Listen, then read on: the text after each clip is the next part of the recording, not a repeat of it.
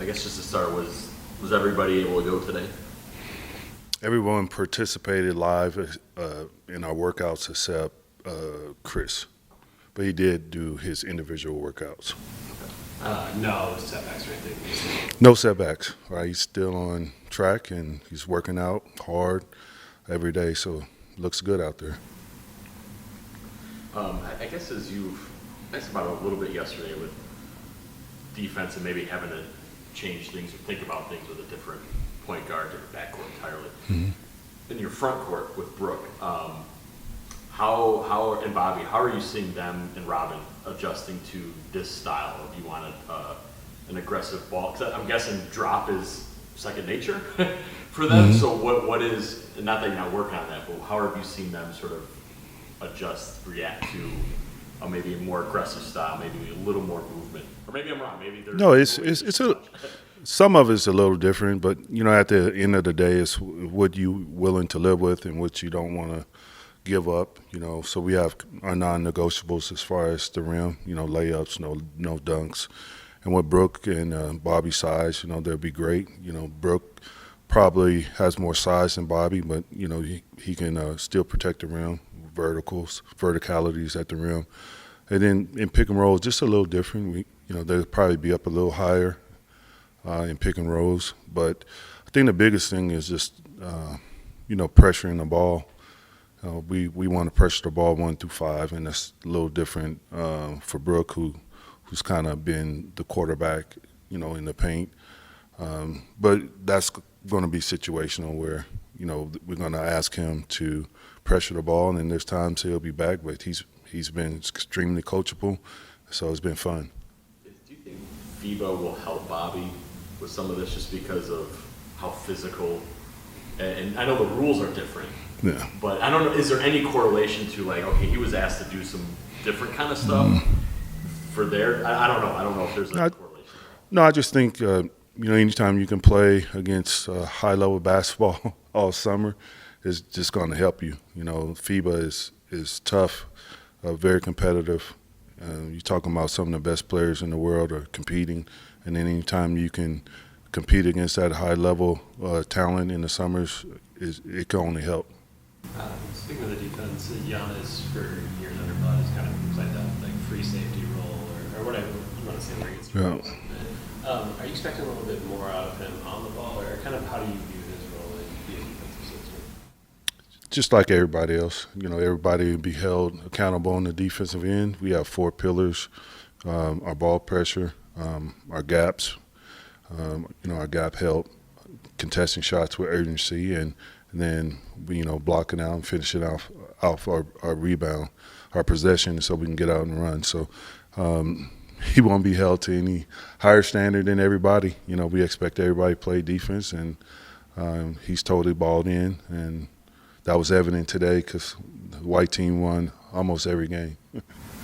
Just for you, is there anything you feel like from afar feels different about him defensively than being in kind of the mud with him, getting to see how he does things defensively? He's even more impressive in person. He's long, athletic. He has size. He has it all. He's intimidating on both sides of the court. So it's just fun to kind of witness this up close and personal. The Stronger Together slogan, Mm-hmm. where did that come from? Is that something that you have been a slogan with one of your teams in the past, or why did you decide to kind of use that as the? I just, when you put a team together that has this type of special talent, it's easy to rely on one person on both sides of the ball, but we are stronger together when we play for each other and we share the ball on the offensive end, and defensively we don't leave anybody out on the island. We're going to help. It's always 5 guys on offense and 5 guys on defense. That's the way you play the game of basketball, and that'll never change. Going off of that, how do you spread that, especially on offense? You said it yourself, Mm-hmm. talent, a lot of talent. Mm-hmm. How do you spread that, so that it equals stronger together?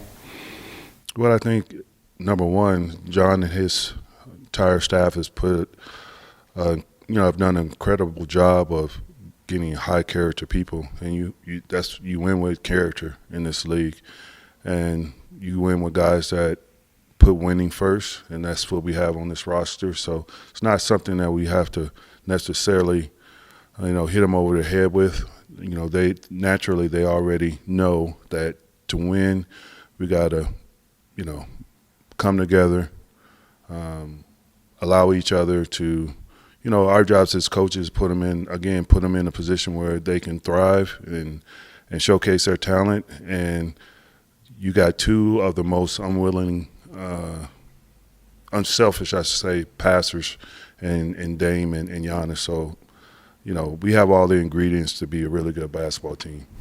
What have you seen from Jake Crowder this far? Just love his leadership, his experience, and I think his veteran presence on the floor. He's always talking to guys, encouraging guys, and challenging guys, and you need that from your veteran guys. And on top of that, I think he has a skill set that's very complementary to how we want to play with his shooting and his toughness on the defensive end. How do you have obviously like a group of veterans that have done a bunch of winning in this league, but you guys do also have a really solid group of young players. How has that kind of played out in these scrimmages from a leadership perspective, or maybe the energy in you? Right. With the young guys, you just want to see them compete. And what better chance and opportunity when you're going against Dame and Giannis and Brooke every day in practice. I always say iron sharpens iron, so those guys are going to get better just to be in the gym. People used to ask me how I got to be a really good defensive guy, but I had to guard Paul Pierce every day in practice. He would embarrass me, so every day I'm like, okay, I got to be locked in, and it just helps. And I think having this talent on our team with the young guys, and they've been terrific, Chris, who am I missing? Andre, he's been great going against those guys and just seeing them compete. So it's Marjon. He won our one-on-one tournament 2 days in a row. So just trying to foster that competitive spirit. Anytime you walk on the court, that's one of our, pillars that we have up in our locker about, the last one is compete. You got to have that competitive spirit. Speaking of pillars, are there any other themes that you've kind of been introducing to the team, whether at training camp or for the season? Yeah, several.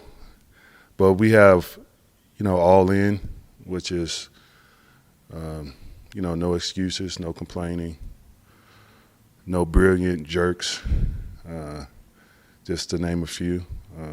No turns, like it's not my turn, it's what you earn. Sometimes when you put a team together, they're like, it's my turn to shine or whatnot, but it's really what you earn. And then no terms. Some players want to win, but on their terms. We don't make the terms. Winning makes the terms. So we have a couple signs up, what all in means. And they've responded great. And then we have our 5 C's of, condition, consistency, concentration, coachable, and the last one is competitive spirit. So just trying to create a culture of, a lot of coaches usually don't probably visibly or verbally attack those values like I am, but just being around the league a long time, I think it's a necessity.